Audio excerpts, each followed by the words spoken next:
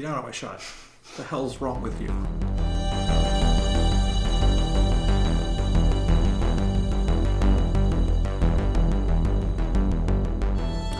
Welcome to Stormin Chocolate. I'm Stormin Norman.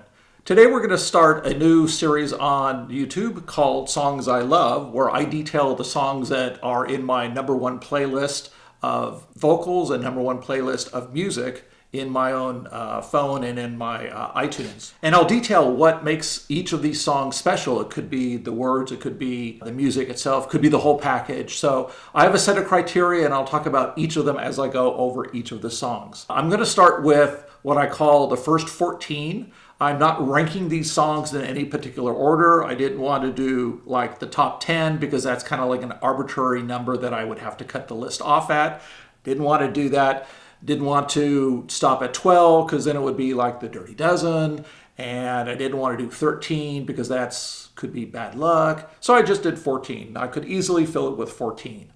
And then I'll have a whole bunch of songs in the next 50, and then I'll have the next songs in 50. So they're not really listed. They're not categorized in any particular order. It's just the songs that I'm going through and I say, okay, these are the ones that I want to do now. These are the ones I want to do next. And then we'll get through all 500, 600, 700 songs that I have to go through.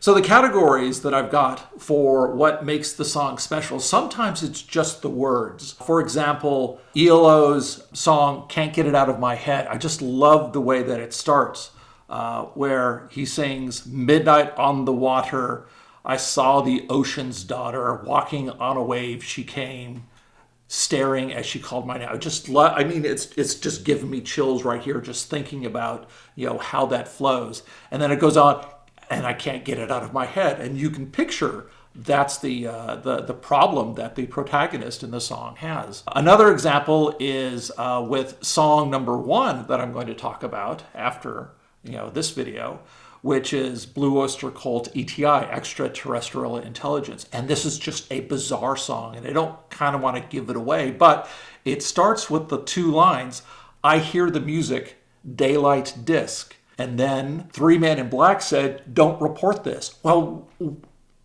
that just kind of makes you think. And so these words, this poetry just kind of like, draws one in and makes the song attractive. The second category is the music. Sometimes it's just beautiful music. Sometimes it's a particular beat. Sometimes I'm very much in sync with what drummers are doing and the odd beats, odd signatures that they're using. So sometimes there's a lot of stuff going on that I really like, background vocals, that kind of stuff. So music is like that. I do like a song that has let's call it a balearic kind of sequence, follows a bolero type where it starts with a single instrument. The traditional Ravel's bolero starts with just a snare drum, and then it adds, I believe, a flute, and then it just keeps adding instruments playing the main melody or playing a supporting melody.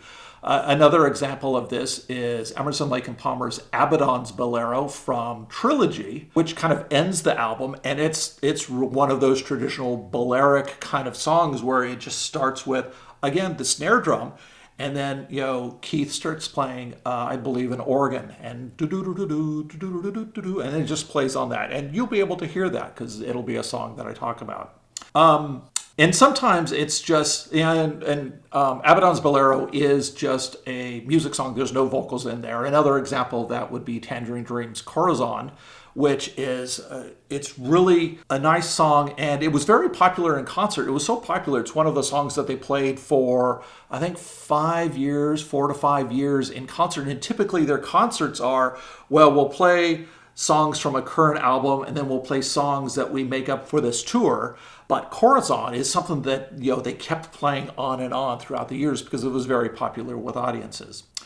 Another category is songs that have an emotional connection for me. For example, Elton John's Don't Let the Sun Go Down on Me. That's one of the first songs that I really started singing along to in the mid-'70s. It's a song that I enjoyed with friends, and we all really got into it, and I just love the lyrics. I love a lot about it, but it really just has a strong connection for me.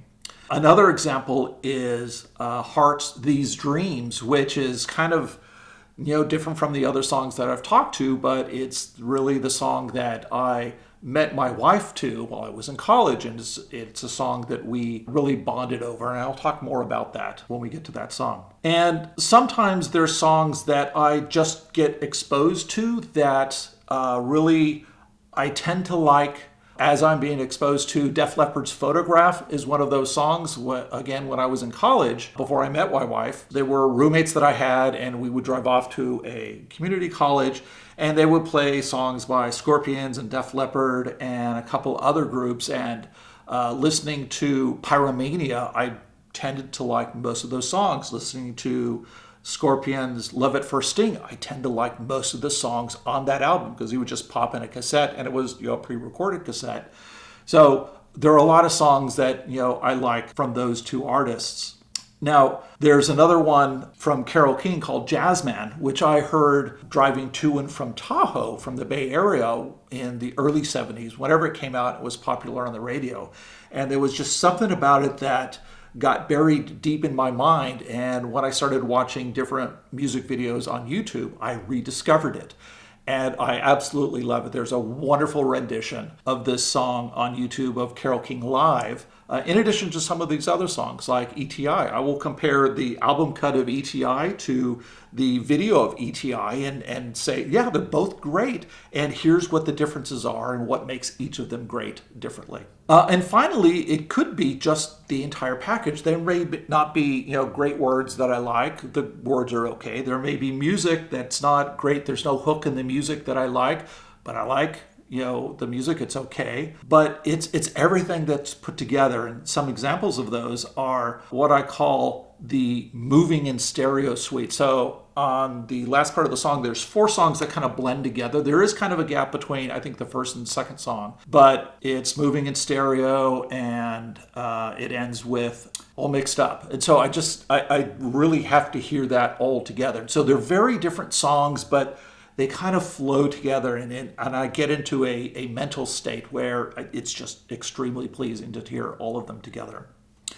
Another example is Deacon Blues by Steely Dan. Now, traditionally, I didn't like Steely Dan because it was sort of jazzy and had odd time signatures.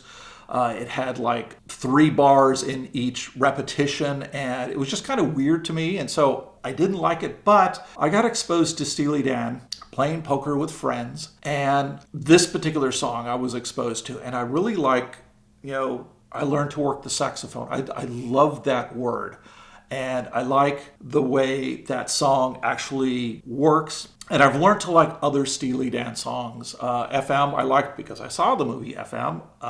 Dirty Work, I like that. But for the most part, it's just a couple of songs that I like. But that particular song, Deacon Blues, is really the package. Everything that goes in there, elevates that song up into something that I love.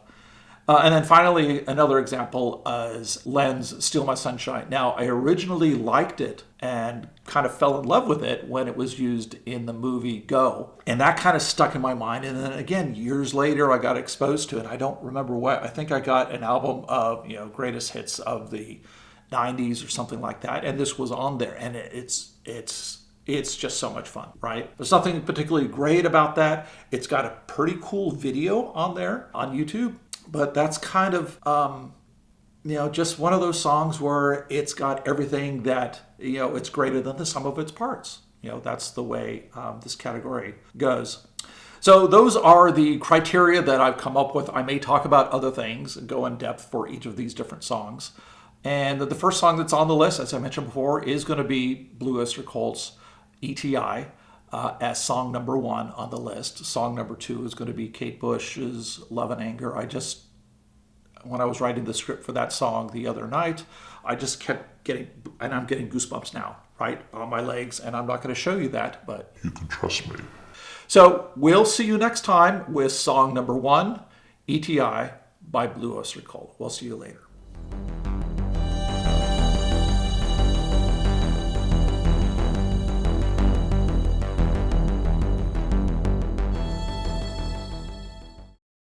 Bloister Cult? Yes, Bloister Cult. That's how it's spelled, with an umlaut over the It's spelled? Yeah, it's spelled.